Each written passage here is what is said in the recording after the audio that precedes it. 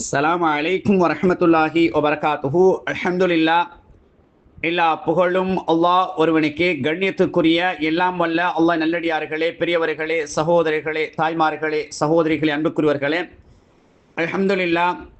அல்லாஹ்வுடைய உதவியினால் நபி அவர்கள் கற்றுத்தந்த துஆக்களை மனனமிடுவோம், நடைமுறைப்படுத்துவோம் என்ற அடிப்படையில் ஒரு நாள் விட்டு ஒரு நாள் ஒவ்வொரு துஆக்களை நினைவுபடுத்தி அறிமுகப்படுத்தி அந்த துஆவுடைய பொருள் என்ன, அந்த துஆவை எப்படி மன்னம் செய்வது, எப்படி மறக்காமல் இருப்பது என்ற வழிகாட்டல் நிகழ்ச்சியாக இந்த நிகழ்ச்சியை தொகுத்து உங்களுக்கு நாம் வழங்கி வருகின்றோம். அல்ஹம்துலில்லாஹ்.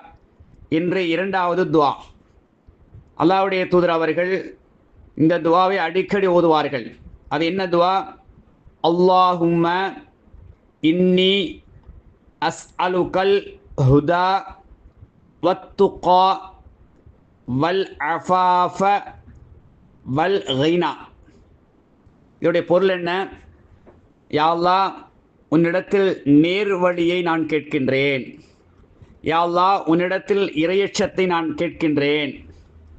யா அல்லாஹ், உன்னிடத்தில் பத்தினித்தனத்தை கேட்கின்றேன். யா அல்லாஹ், உன்னிடத்தில் போதுமென்ற செல்வத்தை நான் கேட்கின்றேன் என்ற அடிப்படையில் அடங்கிய துஆ தான்.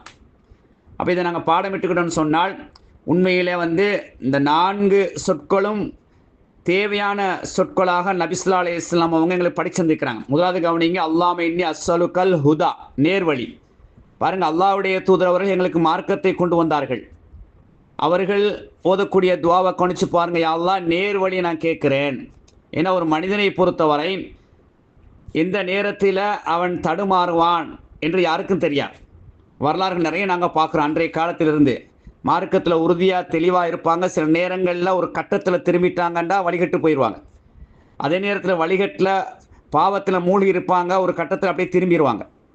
ஆகவே தான் மரணிக்கின்ற வரை நாம் அல்லாஹ்ட்ட நேர்வழியை கேட்டுக்கிட்டே இருக்கணும். அந்த அடிப்படையில் தான் அல்லாஹ்வுடைய தூதர் அவர்கள் முன்மாதிரியாக இருந்து என்ன செய்கின்றார்கள்? அல்லாஹ்ட்ட முதலாவது நேர்வழியை கேட்குறாங்க. அடுத்து இறையச்சம். இந்த தக்வாவுடைய மக்களை அல்லாஹ் விரும்புவான், நேசிப்பான். இறையச்சம் இருந்தால் அதை வச்சு எதையும் சாதிக்கலாம். அப்போ அந்த இறையச்சத்தை அல்லாஹ்ட்ட தான் கேட்கணும். நீ தான் தாயாலான்னு கேட்கணும். அதே போல் பத்தினித்தனம், எங்களை பக்குவமாக வச்சுக்கொள்வது.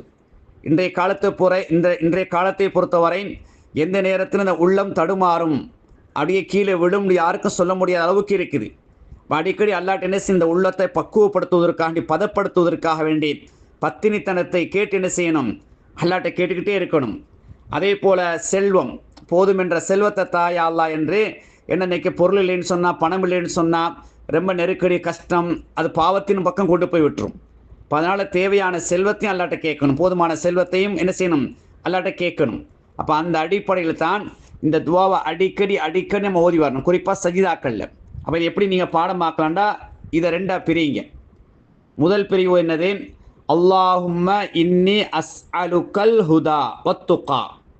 அஸ்அலுகல் ஹுதா வத்துகா ஒரு 5 டைம்ஸ் என்ன செய்யுங்க? முதலாவது துஆ எழுதி கொள்ளுங்க. கொப்பியில் நீங்கள் நோட்டில் எழுதிட்டு என்ன செய்யுங்க? இப்போ பார்த்து ஒரு 5 தடவை சொல்லுங்கள். அல்லாஹும்ம இன்னி அஸ்அலுகல் ஹுதா வத்துகா, அஸ்அலுகல் ஹுதா வத்துகா, அஸ்அலுகல் ஹுதா வத்துகா. இப்போ நீங்கள் பார்த்து ஒரு 5 தடவை சொல்லிட்டீங்களா? பார்க்காம ஒரு 5 தடவை சொல்லுங்கள். அல்லாஹும்ம இன்னி அஸ்அலுகல் ஹுதா வத்துகா, அல்லாஹும்ம இன்னி அஸ்அலுகல் ஹுதா வத்துகா. இப்போ ஒரு அளவுக்கு உங்களுக்கு பாடம். இப்போ அடுத்த 2 சொல்லையும் பாடமாக்க.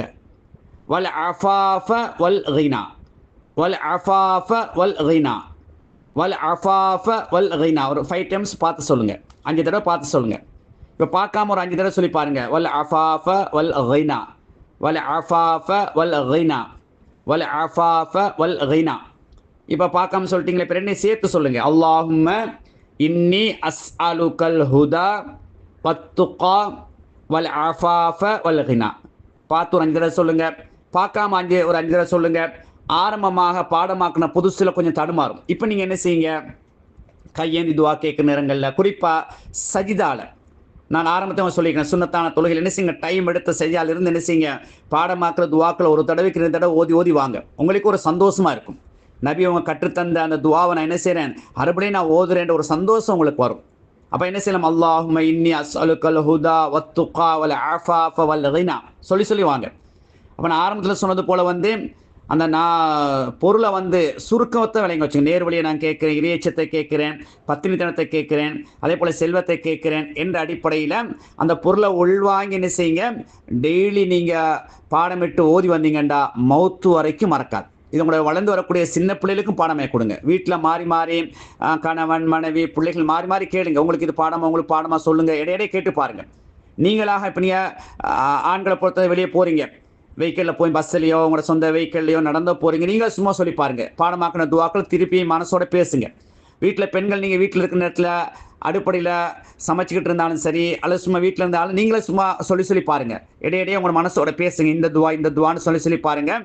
அப்போ உங்களுக்கு அந்த துவா மறக்கவே மறக்காது. வாழ்க்கை நடைமுறைப்படுத்துவதற்கு அல்லாஹ் தஆலா தௌஃபீக் செய்வானாக.